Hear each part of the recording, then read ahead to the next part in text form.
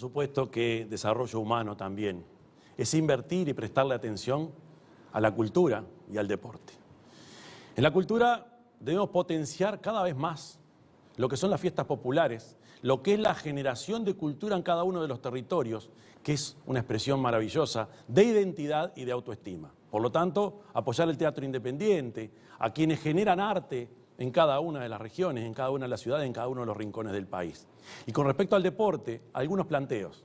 Nosotros en Canelones logramos que todas las canchas, todos los clubes de fútbol infantil tuvieran iluminación para que pudieran seguir más allá de las 5 o las 6 de la tarde, porque el deporte no solo es competencia, es también intercambio, es también interacción, integración social. Por lo tanto, potenciar y generar en todo el país que todas las canchas de fútbol infantil tengan iluminación como forma también de política social potente y generar espacios de polideportivo que siempre son un éxito. ¿Por qué ningún referente del Frente Amplio fue a la inauguración del Hospital del Cerro? Fue a algunos a buchear. La gente estaba contenta. Hace 50 años lo piden. ¿Y por qué no fueron al centro de referencia de Casaballe? Yo soy de los que opina que las ideas son buenas o malas no en función de quién las propone, sino en función del efecto que tienen sobre la gente. Sobre el deporte, trabajamos en deportes federados en las escuelas públicas por primera vez. Y sobre discapacidad, vamos a crear una Secretaría de Discapacidad en Presidencia de la República, no había ningún compromiso, le vamos a dar un estatus especial, vamos a generar el baremo único que se acaba de votar en el Parlamento, vamos a generar la pensión parcial por discapacidad parcial y además Valeria Ripoll, que la elegí como compañera de fórmula, entre otras cosas por estos temas, es una persona que se va a dedicar con mucha fuerza al tema de discapacidad. Valeria Ripoll la elegí yo, no me la eligieron y tampoco es un repuesto. En Uruguay estamos viendo cosas que antes solo la veíamos en las películas o que de hace un tiempo a esta parte la empezamos a ver en otros países de Latinoamérica.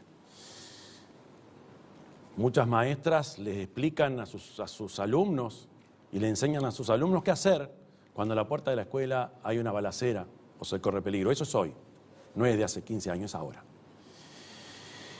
El narcotráfico existe y hay que enfrentarlo. No podemos seguir en la misma, no podemos seguir con reproches y buscando a los culpables a la hora de encontrar a quienes son responsables concretos, sino que tenemos que hacernos cargo todos.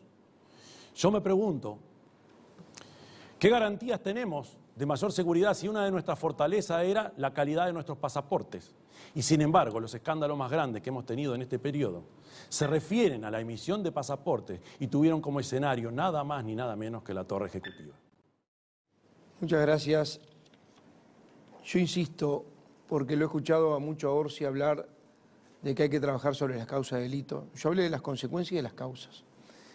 Ahora, la mitad de los homicidas hoy tienen menos de 26 años. El 22% de los que están en las cárceles con delitos graves tienen menos de 26 años.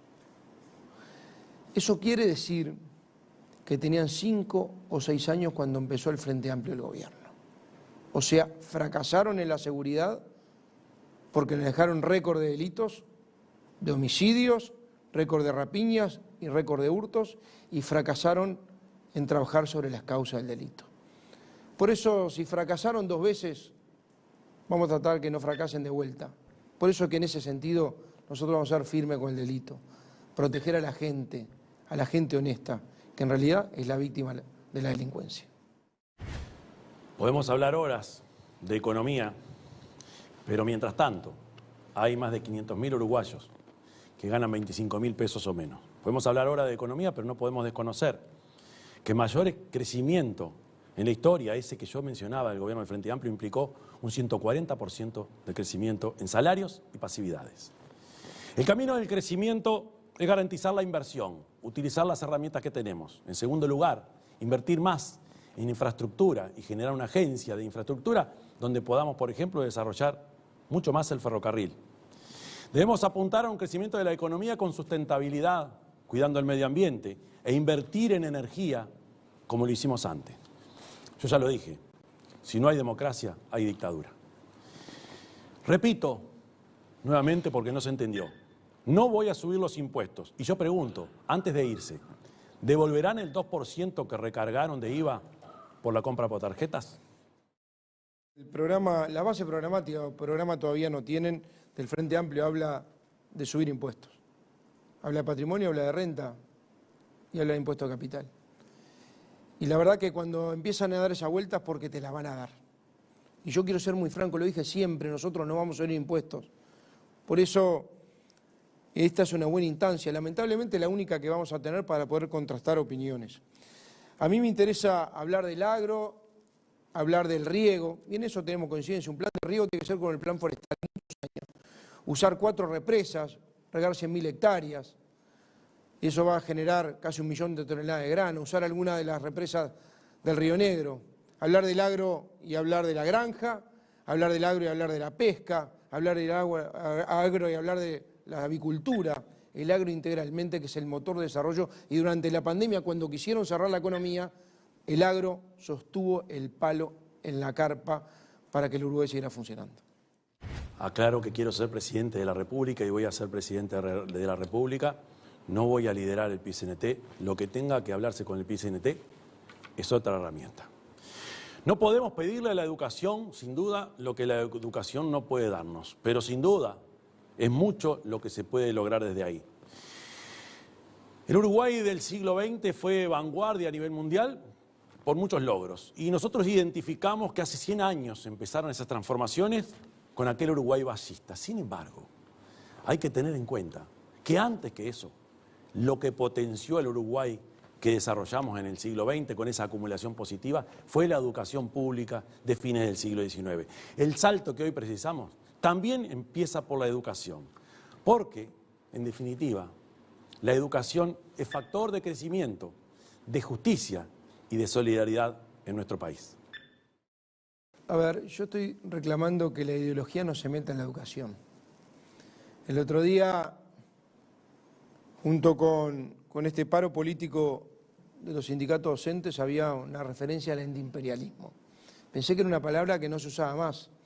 Y cuando voy a la base programática del Frente, dicen: vivimos en un mundo donde el imperialismo norteamericano y sus aliados de la OTAN ponen en riesgo la supervivencia del planeta. Sí, escucharon bien, sesentista, pero está en la base programática del Frente Amplio.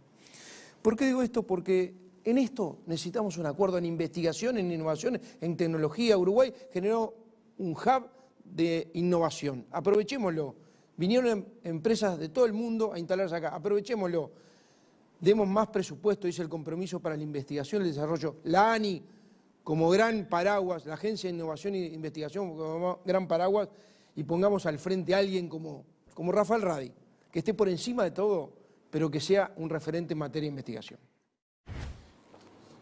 Repito, reitero, que nosotros pretendemos, en las jubilaciones mínimas, devolver ese 3% que este gobierno le quitó. De no haber subido las jubilaciones mínimas durante el gobierno del Frente Amplio por encima del índice medio de salario, como ocurrió, hoy esas estarían menos de los 10.000 pesos. Por lo tanto, no estoy de acuerdo con solo dar una partida única, sino que estoy de acuerdo con generar que las jubilaciones de este país, al final de este periodo, logren equiparar a los salarios mínimos.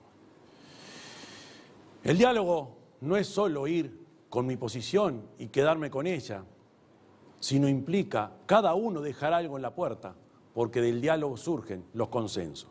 El consenso y el acuerdo ha sido lo que ha permitido en este país generar esa acumulación positiva, donde yo no voy con el 100% y me llevo al 100%, sino que entender que el otro quizá tenga parte de la verdad en sus manos. El gobierno el Frente Amplio tuvo una actitud que es la mano de yeso. No importaba lo que opinaba la oposición, yo fui legislador de la oposición.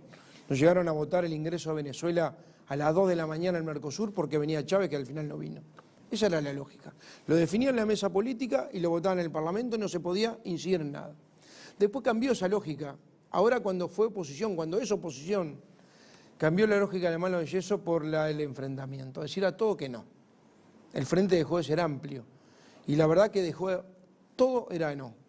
Y de la manija, de la cuarentena, del gatillo fácil, del desalojo exprés, del tráfico de niños, de los niños mal formados y se bañaban con agua que salían de las canillas aptas para el consumo humano, era todo que no. Ojalá el Frente Amplio que salió de las elecciones pasadas cambie el chip de la confrontación a la cooperación. Ahí nos vamos a poner de acuerdo. El mensaje de la gente es pónganse de acuerdo. Yo estoy dispuesto. Ojalá ellos cambien el chip para hacer eso.